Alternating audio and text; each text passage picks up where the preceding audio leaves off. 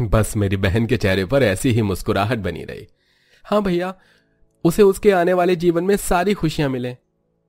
चिंता मत कर, मैंने उसके लिए बहुत अच्छे घर का लड़का ढूंढा है। तेरी तरह वो गरीब नहीं है, मेरी बहन को बहुत प्यार से रखेगा। भैया मैं जानता हूं कि मैं आपके जितना काबिल नहीं हूं किसी चीज में, और ना ही पैसा है मेरे हाथों में। इसके बावजूद भी मैं अपनी बहन के लिए अच्छा रिश्ता ढूंढता। आपको मुझे इस बात का ताना देने की जरूरत नहीं है। अरे काश तू किसी चीज के काबिल होता तो तुझे ऐसा ताना नहीं मारता। शादी के फेरे संपन्न होते हैं और अक्षरा अपने भाइयों से कहती है, यहाँ भैया, आप दोनों की इकलौती बहन की शादी चल रही थी और आप दोनों अपनी बात में ही लगे हुए थे। आज तो मुझे और थोड़ी सी अटेंशन दे दो, उसके बाद आप दोनों एक ही घर में रहोगे, मजे से रहना।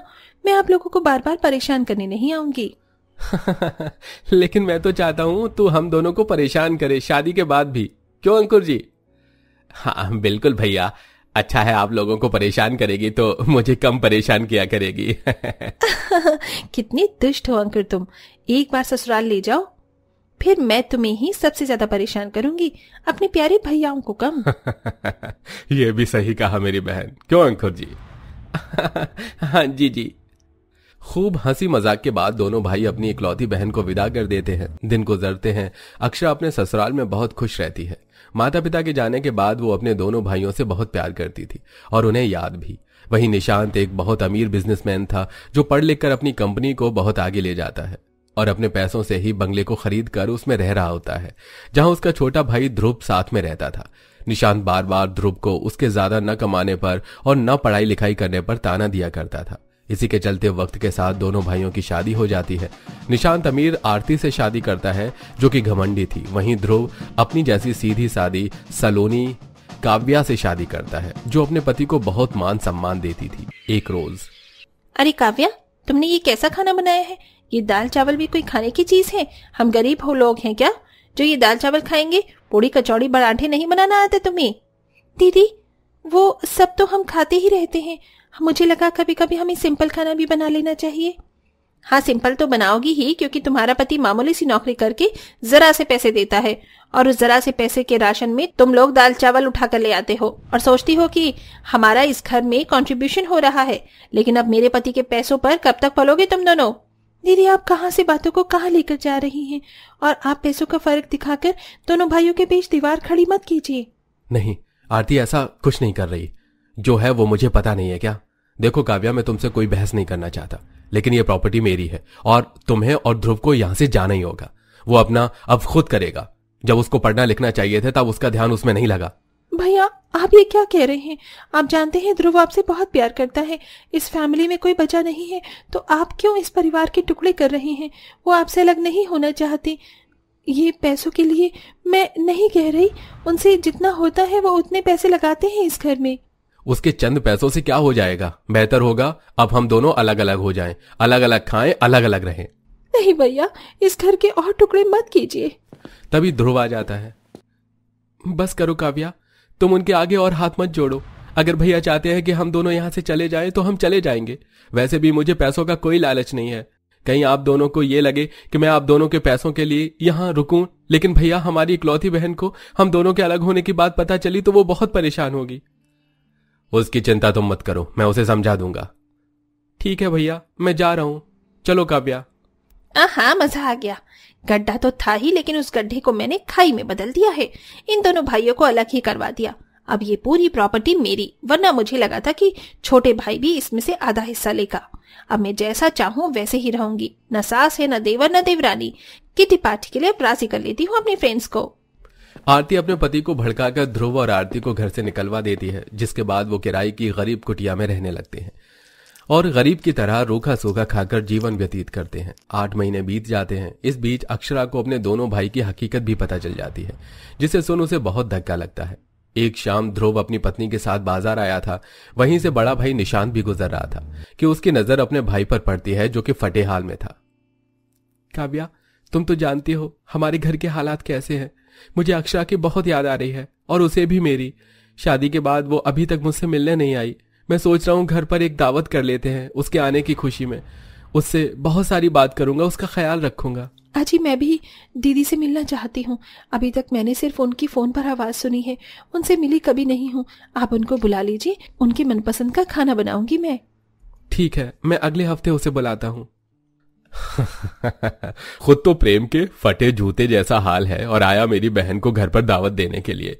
ध्रुव, तेरे से पहले मैं अपनी बहन को अपने घर बुलाकर शानदार दावत दूंगा। इसके बाद वो तेरी दावत को खाना भी पसंद नहीं करेगी और बुलाऊंगा भी तेरे से 1 दिन पहले।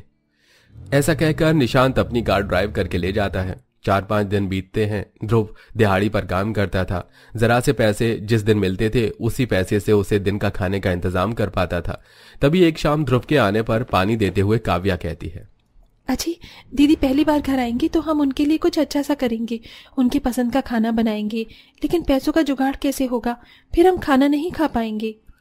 तुमने बिल्कुल ठीक कहा, इसलिए मैंने मालिक से ओवर टाइम लगाने की कह दी है ताकि मैं अपनी बहन के लिए थोड़ा इंतजाम कर लूं, और छुट्टी भी मांगी है। उसके साथ बहुत बातें करनी है मुझे, इसलिए आज और कल मैं बहुत ज्यादा काम करूंगा। परसों मेरी बहन आएगी। ये तो बहुत अच्छी बात है जी। ध्रुव अब शाम 7 बजे तक नहीं, रात के 10 बजे तक ज्यादा काम करके पैसे इकट्ठे करता है। वहीं अगले दिन निशांत अक्षरा को अपने घर बुलाता है। आखिरकार मेरी बहन आ ही गई। आज देख मैंने तेरी भाभी से क्या क्या बनवाया है। सच्ची भैया? और भाभी कैसी हैं आप? साड़ी आपकी अच्छी लग रही है। लगेगी ही, तुम्हारे भैया ने 50,000 की साड़ी जो दिलाई है मुझे। इसके बाद मुझे किटी पार्टी में जाना है, इसलिए तैयार हुई हूँ मैं। तुम फटाफट खाना खा लो। फटाफट? अभी तो मुझे भैया से बहुत बातें करनी है। आइए ना भैया, बैठ जाइए, पहले बातें करूंगी फिर दावत वगैरह करते हैं। नहीं बहन, मेरे पास ज्यादा टाइम नहीं है, मेरी बिजनेस मीटिंग होनी है in just a few hours. बाकी ये रहा तेरा यहाँ आने का शगुन, ये तेरे तोहफे और ये डाइनिंग टेबल पर लगा हुआ तेरा खाना। मैं चलता हूँ, एंजॉय करना। भैया लेकिन गए? निशांत अपने छोटे भाई को नीचे दिखाने के लिए अक्षरा को अपने घर दावत पर बुलाता है, लेकिन उसकी जरा से भी कदर नहीं करता और उसे अकेला छोड़कर चला जाता है। अक्षरा अपनी भाभी के साथ मन बहलाने की कोशिश करती है तो वो भी फोन पर बिजी होती है। भाभी, आरती भाभी, जरा मुझे वो दे दीजिए ना, मलाई कोफ्ता, और आप भी खा लीजिए ना मेरे साथ में। भैया तो चले गए हैं, आप तो बात कर लीजिए, आप फोन पर ही लगी हैं।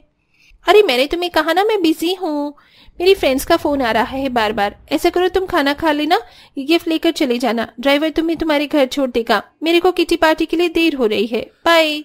बड़े बंगले में आरती भी अपनी इकलौती नंद को छोड़कर चली जाती है। उसे अकेले खाना खाते हुए रोना आ जाता है। मैं इतने मन से शादी के बाद भैया से मिलने आई थी, एक तो दोनों भैया अलग हो गए। अगर यहाँ पर ध्रुव भैया होती तो कितना अच्छा रहता, लेकिन निशांत भैया को मेरी कोई कदर नहीं है। भैया भाभी दोनों मुझे छोड़कर चले गए। मुझे कोई दावत नहीं करनी, खाना भी अच्छा नहीं लग रहा। मैं कल भैया के पास जाऊंगी और 2-3 दिन वहीं रुकूंगी। अक्षरा सब कुछ छोड़ छाड़ कर वहां से जाती है। ड्राइवर के पूछने पर भी गाड़ी में नहीं बैठती और चली जाती है। इसके अगले दिन ध्रुव अपनी इकलौती बहन से मिलने के लिए बहुत खुश होता है। द्वार पर उसके लिए फूलों से सजावट करता है और जब वो घर के अंदर आती है तो भैया भाभी फूल बरसाकर उसका स्वागत करते हैं। आइए आइए मेरी प्यारी ननन जी, कैसी हैं आप? भैया भाभी मैं ठीक हूँ, आप दोनों बताइए। भैया भाभी, ये घर तो बहुत छोटा है, आप यहाँ कैसे रह लेते हैं? अक्षरा, जहाँ प्यार होता है वहां तो कैसे भी रह लो, बुरे वक्त का पता ही नहीं चलता। खैर तुम यहाँ आ गई हो, हमने तुम्हारे लिए खास दावत रखी है। शादी के बाद मेरी बहन अब जो आई है, ये ले तेरा तोहफा। अरे वाह भैया, ये बहुत अच्छी साड़ी है, थैंक यू। अरे पगली रो मत, ये तेरे भाभी की पसंद की साड़ी है। आज खाना खाते हैं, तेरा मनपसंद मूंग दाल का हलवा भी बनाया है। हाँ दीदी आइए ना, पता है आपके लिए इन्होंने छुट्टी तक भी मार ली ताकि आपके साथ पूरा दिन बिता सके। सच? हाँ। फिर गरीब भाई अपनी बहन को बहुत प्यार से दावत खिलाता है। इस बहाने उन्हें भी कुछ घर में अच्छा खाने को मिल जाता है और पूरा दिन बहन भाई बहुत बातें करते हैं, पुरानी यादों को ताजा करते हैं, खेल खेलते हैं, जिसे काव्या फोन में कैद कर लेती है।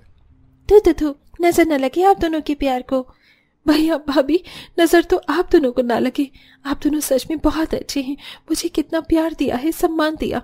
निशांत भैया आरती भाभी के आने से और भी ज्यादा बदल गए हैं। इतने अमीर होने के बावजूद भी उन्होंने मुझे अपना वक्त नहीं दिया। दोनों मुझे बड़े से बंगले में ढेर सारे खाने के साथ अकेला छोड़कर चले गए, लेकिन आप दोनों ने यहाँ इतने प्यार से फूल बरसाकर मेरा पसंदीदा खाना बनाकर मुझे अपने हाथों से खिलाया। मुझे बहुत अच्छा लगा भैया। अगर गरीबी में ये खुशी है तो मैं भगवान से चाहती हूँ कि ऐसे प्यार भरी गरीबी सभी को मिले। क्योंकि पैसे तो आजकल लोगों की इंपॉर्टेंस को खा गए हैं। बिल्कुल ठीक कहा तूने, लेकिन तू चिंता मत कर, कोई भी बात हो तो अपने भैया भाभी के पास यहाँ जरूर आना। थैंक यू मुझे इतनी अच्छी दावत देने के लिए, लेकिन मैं तो कल तक यहाँ रुकूंगी, तब जाऊंगी अपने घर। ठीक है। ध्रुव अपनी पत्नी और बहन दोनों को गले लगाता है। अक्षरा अपने भैया भाभी के साथ एक और दिन गुजारती है और यहाँ अक्षरा को अमीर भैया और गरीब भैया के प्यार में अंतर समझ आ जाता है। दोस्तों, क्या आप भी मानते हैं पैसा हो चाहे ना हो, रिश्ते और प्यार को कभी भी पैसों से नहीं तोलना चाहिए।